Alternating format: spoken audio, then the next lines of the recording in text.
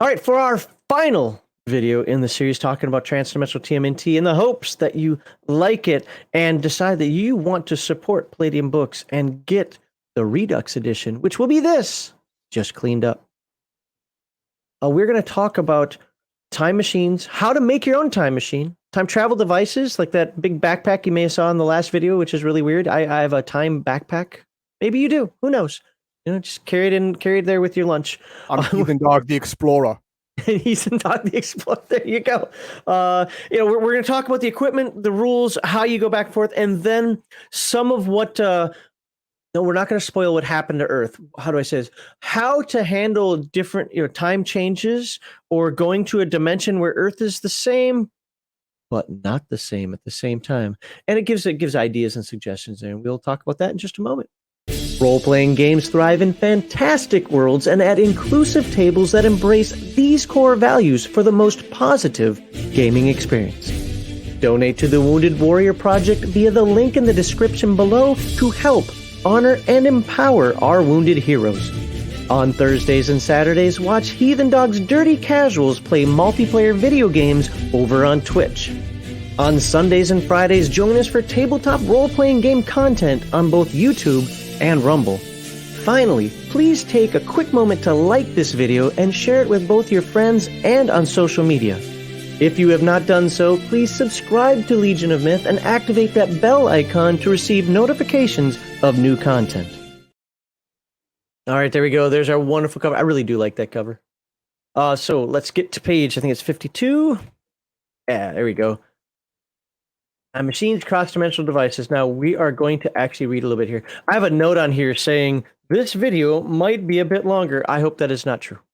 It is going to be true. So, no, usually I jinx myself. When I say it's going to be short, it's really long. When I say it's going to be long, it's short. So transdimensional mechanisms. There are two ways to get around transdimensional space. With magic, which is discussed in the magic section, kind of poked around it real quickly. And with machines. We'll talk about machines here. There are two completely different kinds of transdimensional devices. First are time machines, which are used for journeying the temporal barriers and into twists and cycles. The other kind for getting to alternate dimensions are called cross-dimensional devices. The two kinds of devices are very similar in size and cost, yet they are totally unlike in function. I mean, you can't, I guess theoretically you could, but you can't cross a dimension to go backward in time unless that dimension, Earth, was formed later. In other words, there's no way to get a time machine to work with dimensions. A cross-dimensional device totally ineffective in dealing with time. So here are the basics. All right. You have time machines, time projector. We are not going to read through all these things. There are lots of things that we got to cover here. 15 million. That's mine. No. Yours is different. Yours, you get to design and build. Oh, okay. These are just things like, hey, do you want to buy a time projector? You got 3 million laying around? Well, great. Requires at least 4 hours of recharging and calibration. So I hope you understand how to run it. Setting a new destination or switching between sending and pickup takes another half hour. So hope you don't get there and find out it doesn't have oxygen or there's a Tyrannosaurus ready to eat you.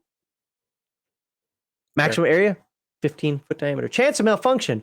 The operator must roll under skill level. In this machine, a malfunction never results in a wrong destination. It just blows up the machine.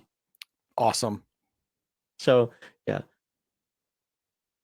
All right, so temporal gates, portable time machines, again, you have options here. The objective of this isn't to tell you everything. Cross-dimensional gateway generator, you got a Stargate. Okay, got it.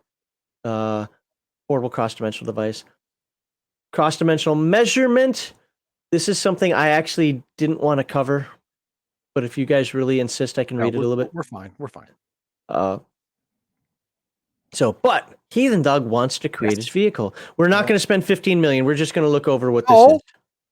But I know. I'm a horrible person. Okay, luxury sedan, no.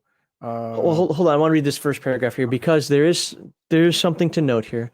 I'll select one of the vehicles from the following list, that he's looking over right now. Option, if you wish, you can build a vehicle found in Roadhog's Teenage Mutant Ninja Turtles Guide to the Universe, Mutants Down Under. It's funny, I don't have Guide to the Universe, but Mutants Down Under, if you want to build an airship, or revise Heroes Unlimited or Ninja Super Spies. If you want to use one of those vehicle sections, go for it. Doesn't matter. Because really, what's the only thing that matters in the entirety of what you're making here? The time or dimension device, right? Yeah, it won't break and it'll jump dimensions and the game doesn't care where you build your car. Yeah, it'll look cool. All right, let's see what we got. Sports car, no. Corvette, no. What's the most expensive one?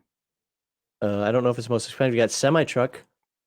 24 foot. That's 50. Yeah. Well, it says right here semi truck cab only. Okay, That seems to. Yeah, that's the most expensive one. sweet. Okay, but it's only the cab, man. You don't get the back. Oh no, you're right. No, we're gonna have to get another one. But it doesn't I think matter. I think the U-Haul type truck is the way I'd go. Yeah, probably. Yeah, the 16-foot truck is probably the best. So to be fair, when I've run this, I've always given them a vehicle. It doesn't look exactly like this, but I've always given them a car. Use And a they trick it out. DeLorean. You could do that. You could use a DeLorean, and it wouldn't even be copyright infringement. You have foreign and sports car. Oh, wait a minute. We might have Oh, I didn't know about all this now. Come on. 6,500. Mercedes, but don't Mercedes suck. As somebody who lived in Germany for 11 years, between the Mercedes, the Audi, and the BMW, I like driving the BMW the best. It fit my body style the best. But the Audi was lights. That was if you wanted every bell and whistle. If you're the type of person that wants a computer with stupid RGB nonsense, then get the Audi. Yeah, the Audi is flash. Yes. But it's also put together well. Yes, and it has a lot of technology in it. Yeah. I'm not saying that it's a bad car. The only one I didn't like was the Mercedes. It was garbage every single time I drove it. Lamborghini, here you go. You can have a Lamborghini Countach. Remember, this was back in 1988. So that's No, 150. we'll pick the DeLorean. The DeLorean's right there. Is it? Yeah, it is right there. Gotta have the DeLorean in here. DeLorean. Okay, I would go with an aircraft, but whatever. No, it's too situational. So the only chapter or step I really care about is step 2. That's installing the device. Yes, we want to talk about where am I going to put my flux capacitor? Exactly. Yes. Yep. This is more than just picking up the device, wiring it into an electrical system, and chucking it in the trunk. I mean, we're in 2023 or 4, maybe it is now. Installing a transdimensional device requires a complete overhaul of the vehicle's framework and electrical system. In addition, the engine of the vehicle must be upgraded to handle the added load of maintaining and recharging the device. Yeah, sorry, but you're oh my god. That's why the DeLorean is nuclear. That is why the DeLorean is nuclear. Why can I not think of car parts right now? I just had it go out in my truck. Alternator?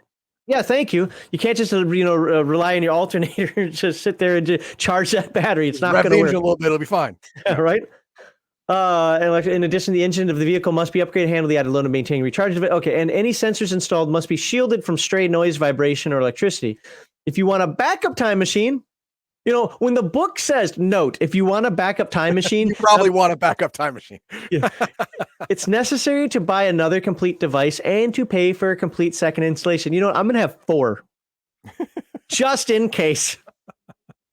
All right, let's see. Cost for installation and modification of vehicles for time travel. So you picked the trucker van, so it'd be 180,000. Yep. But if we want a DeLorean, that would be the midsize. No, that is true. That's right. That's right. It's not available. We don't have sports car in here. Weird. It's not available for a portable time machine. Oh, okay. It's too small. Got it. Some vehicle. Okay. Yeah, whatever. Cost for installation, modified cross-dimensional travel. I'm not worried about cross-dimensional. I know. I would rather do the cross-dimensional personally than the time because well, except for future. I'd love to go to the future, but they got the third millennial barrier here. So, excuse. Dang, that popped up on me. So, adding vehicle armor. This really just gets back to the normal vehicle creations you'll find in all those other books we mentioned. That's why I wanted to mention that first paragraph. It's also why I'm not going to focus on this. But if you want to buy AR-15 heavy armor with plexiglass windows, you can do it. Go for it. We will look at. So you can buy weapon mounts and weapons. Oh, definitely. Yeah. Definitely. But let's look at optional modifications. A recycling system that might be important. Depending where you go. Anti-missile chaff. Well, not for a car. Probably not. Yeah. Ejection seat. No, I'm not going to bond I this don't thing want that. Because that one malfunction ejection seat, your day's over. Now the fusion generator, it's $3 million, but I think I would want that. Yeah, I definitely want that. I'd want the fusion generator. Loudspeaker to scare those dinosaurs. Yeah. Pontoons. Well, that's actually not a bad idea. Pressurized cabin, maybe. I mean, if you accidentally get into space, oops. VTOL, there you go. Okay, optional equipment exclusive automobiles. We're fold down seats. We're not gonna again go through all of this. I want buckets. The driving suit. Okay, miscellaneous equipment. Driving suits are armor. Motorcycle drivers wear helmets and leathers for a reason. They help protect them in an accident. Character full leather. Okay, hold on. I thought I saw.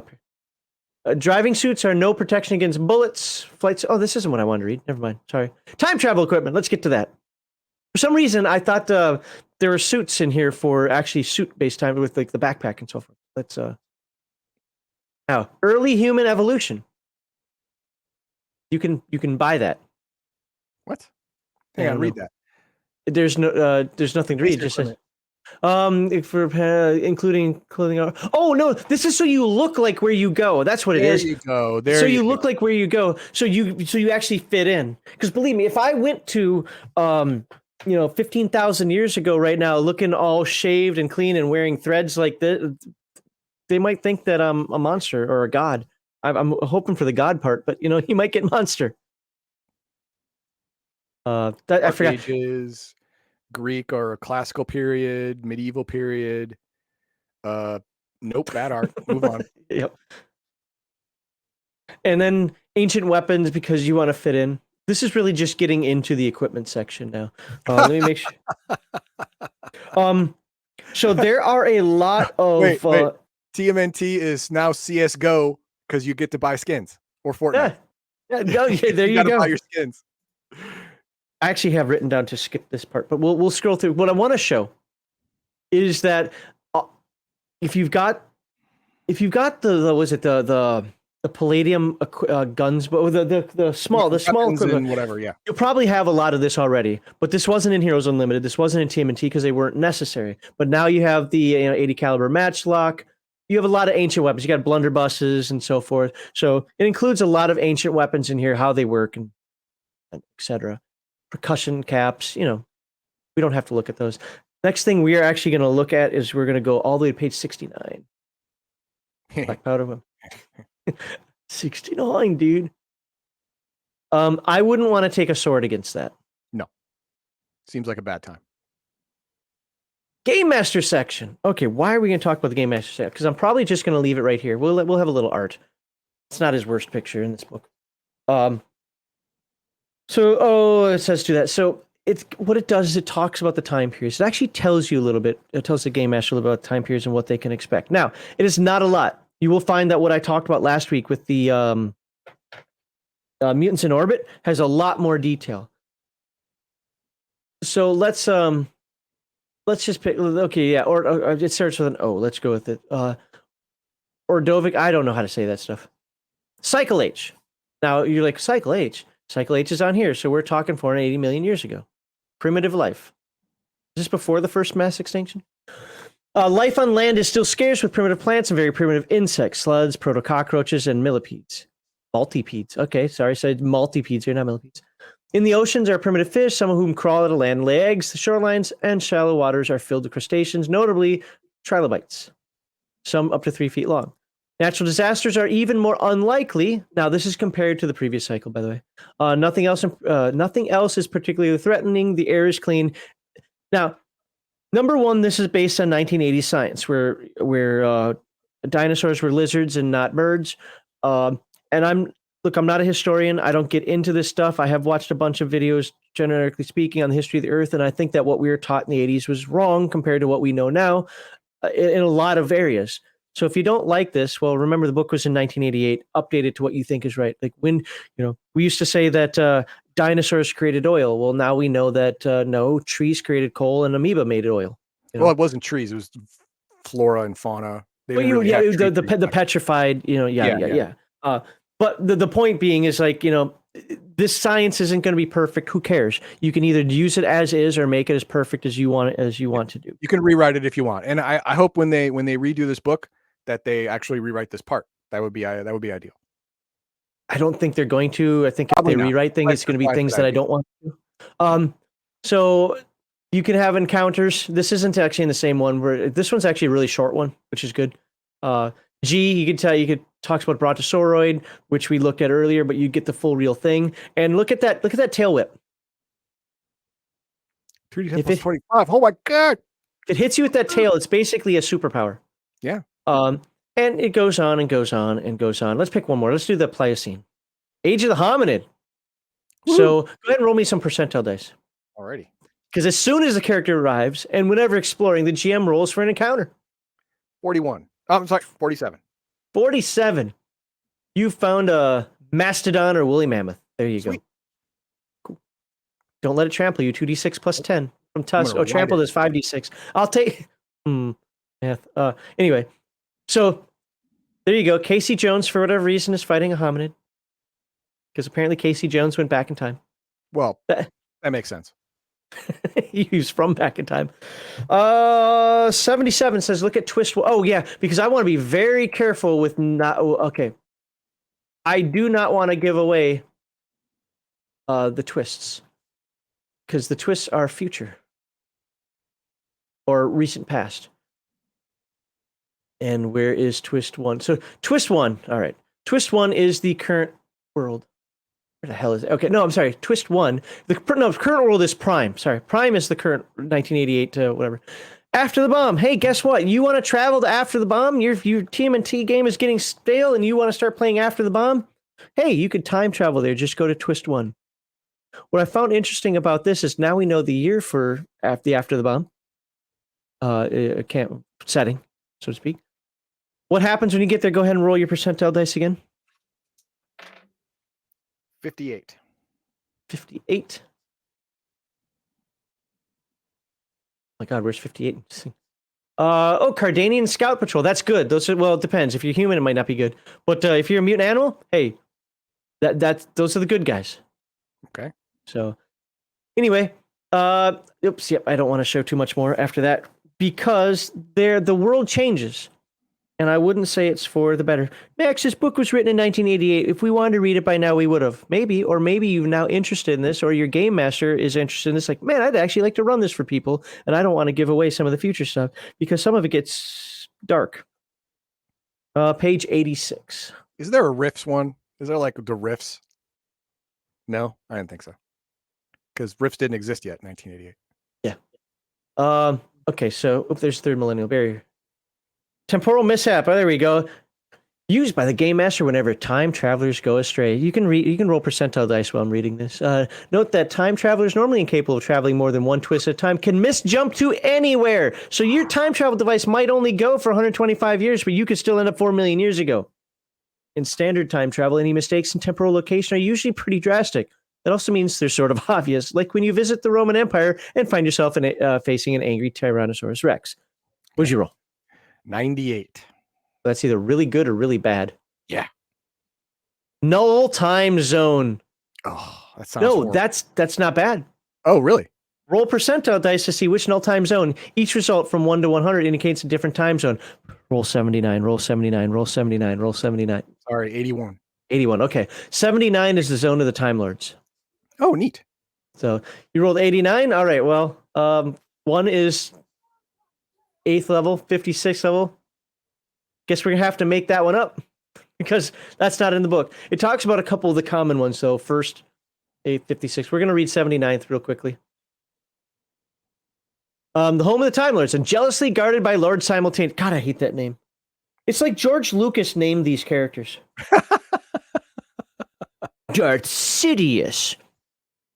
Darth Evil Man. Lord Simultaneous. Oh my God. Home of the Time Lords and jealously guarded by Lord Simultaneous. Arrival here results in immediate imprisonment, and any intruding character automatically teleported into a dungeon. Eventually, an interview with Simultaneous, just a huge head floating in midair, so he's like the wizard from Wizard of Oz. Yeah. Will allow the characters to explain their intrusion. Simultaneous generally zaps trespassers back to their home era. Okay. So, 81 so would be something. 81 would have to be something that a game master comes up with on his own. And page 91. What are common fragments? What's that? Well, you said the null zone that said there was common fragments. Common null time level fragments. Other null times tend to look like gray plains with no color anywhere and with threatening gray sky. So that's what if you didn't get one of these other ones, you would just do this. I wouldn't do this. Personally, I would design it. Bare bones nonsense. Yeah, I would design it. But my caveat to that is this. If it was an accident and they're going to just be able to make a roll and get out of there right away anyway, fine. It's astral space. I don't care. But I would actually like to, hey, you're lost and now you have to recharge that thing somehow or whatever. And now I know what next week's adventure is going to be. So there was something about the cross-dimensional stuff that I wanted to cover, and I seem to have missed it. Anyway, all right. Well, we're gonna go to page 91. Cross-dimensional travel multiple dimensions. Oh, I know. Okay, I know what I want to do here. What it does here, it just gives examples of like how you can do cross-dimensional travel and what does a different dimension look like. Is it like Earth now, or if it's not like Earth now, how? How do you change it? And I wanted to look at number 2, calculating dimensional travel according to branch points. So, where did the Earth change? So you're on Earth, but now you're watching Man in a High Tower or reading the book, and you're like, oh, the Nazis won the war. Well, guess what? You know when that branch took a change. It was in World War II. Well, what happens if the branch took a change before the Big Bang? You can't change time before time even existed. Well, first you can assume that the Big Bang happened earlier or later, so maybe the universe isn't 14 point whatever billion years old. Now it's 5 billion years old or 50 billion years old. Otherwise, everything's the same. Second, you can assume the actual physical laws of the universe are different. You want to have crazy, bizarro world? Well, here you go. If you want things to fall up and, cats to chase dogs, and they do that. Water makes you dry. Water makes you dry. And there you go. You can have that. But it gives. I wanted to look at that one because this is a very notable one that people try to do, and I like to. I have to say, I think they do it poorly a lot. And it gives you ideas of what happens in dinosaur days. Here's an obvious one. Possibly whatever killed off the dinosaurs just didn't happen. And now the entire world is saurians. There are no humans. Awesome. Or maybe nothing evolved. Maybe they just became more violent because the world became crazier. And so the animals had to become stronger. Whatever. I mean, you can make up what you want. So, it says for you to roll. Okay. It says roll. Oh, I actually, you were supposed to roll on this chart to see what happened. 12. Early life. Okay. So what if the earliest forms of life took a different term? Couldn't all life be living vegetables? We now are playing Chult from Venger. Carrot. There you go. A world where man evolved from corn. Rick and Morty. Don't get too hot. Don't get too hot. Or sentient multi-celled creatures capable of shifting their own shapes, or something simpler, like a world where everything is the same except the creatures have a pair of feathery antennae on top of their head, or just a world where all the inhabitants are various mutant animals, or everything's single cell, and you're like, oh man, it's a bunch of goop. It's all goop. It's single cell, and the Earth is still made out of was it sulfur, or not sulfur, but the atmosphere is still sulfuric because the amoeba didn't put the bacteria didn't put the oxygen in the air. All right, that's really it. I could have sworn there are a couple other things that I wanted to talk about. I'm not finding. I'm not going to go look for them here. There are adventures in the book. I think there are 3 of them. One, I want to say there's 2. Oh, maybe that's just part of the second one. Yeah, okay. And there you go. Boom, back of the book. So that's it. I feel like I forgot something important. It's not on my note cards because I did look at it, but we covered. You get the idea of time and space, and yeah, we didn't cover dimensions that much, but dimensions are actually easier for the imagination anyway. Let's see about our comments here. Dice Chuck says Sliders was a guilty pleasure. Yeah. It was a pretty silly show, but I loved it. Yes, like I've said before, he's a huge fan of it. I've said many times. I believe Jerry O'Connell is a good actor. I have no proof of that, but I believe it in my heart. I liked was it Race Davies? I forget his first name. I liked him in that show. What was it? It's not Andrew. What is his first name? I forget. He was the dwarf in Lord of the Rings. Yeah, he's dwarf in Lord of the. Yeah, why can I not remember his first name? I can't remember his first name either. I'm blanking on it too. Thank you. Anyway, Dice Chuck comes in again and says the cover of that Transdim TMNT is amazing. Yeah, it is. Yeah. John, it's my name. How did I not? How'd you forget your own damn name? My secret identity. Oh my God. Again, another show I loved for absolutely no legitimate reason. None. It is a crappy show. It is Jerry O'Connell as a preteen, as a slightly fat preteen in the beginning. As a couple years later. Well, to be fair, he was fat in Stand By Me. Yeah, he was fat in Stand By Me. This was after Stand By Me, but not so far after. So he was still a little chubby in the beginning, but toward the end, he actually started working out and stuff. But again, it's not proof he's a good actor. Anything else? That's about it. Yeah. Okay. All right. Well, I hope you like this. Again, these overviews aren't meant to dive into everything like what he's doing right now with Traveler and so forth, but they're just meant to kind of give you an overview of the book. I've had some people tell me overviews are too long, that some of them are too short. So that means I must be finding a happy medium in the middle there.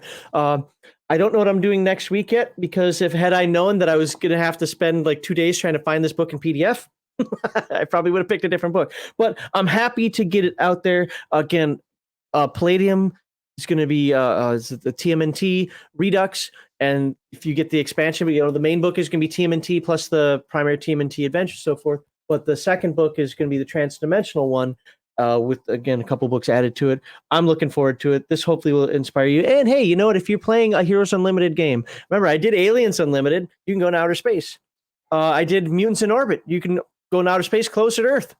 Now you can time travel. It's okay for Heroes Unlimited to use the concepts in this book. That's what's great about, especially early Palladium, but even modern Palladium, is these books are interchangeable. It talked about that in here. So use it to generate ideas and then do your own thing. I absolutely pick and choose out of this book. I do not use the twists and coils. I don't do it. But I have used the time periods, especially the future time periods of Earth, when they've gone to, I won't mention the character's name, but when they've gone and they've met a certain character multiple times, like, how are we meeting you over the course of, so, I there are things in there to use, and I think it's a good book to add to your collection if you like the Sliders Doctor Who motif. I would highly suggest that it works much better in the Sliders motif. That's my opinion. So, with that, like, subscribe, share, and that's all I got. See you next week.